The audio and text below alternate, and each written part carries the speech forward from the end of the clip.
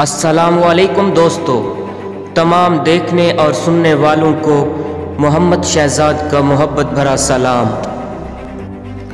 दोस्तों, जैसा कि आप जानते हैं कि सोशल मीडिया पर एक लड़की बहुत ज़्यादा ट्रेंड कर रही है जिसका नाम मुस्कान खान है। दोस्तों, जब ये वीडियो बॉलीवुड के किंग सुलेमान खान तक पहुंची तो उसने ये वीडियो देखने के बाद उसकी क्या राय थी, उसने क्या कहा था, ये सब कुछ हम आप के वीडियो में दिखाएंगे। अगर आपने एम्प्रेंस टीवी सब्सक्राइब नहीं किया तो सबसे पहले सब्सक्राइब कर दें। तो जी हाँ दोस्तों, जब एक प्रोग्राम के दौरान एक सहाफ़ी ने सुलेमान खान से पूछा कि मुस्कान के हवाले से आप क्या कहना चाहते हैं, तो सुलेमान खान ने फ़ौरन जवाब दिया सहाफ़ी को, चुप कर जाओ, तुम मुसलमानों को चैन से जीने नहीं देते।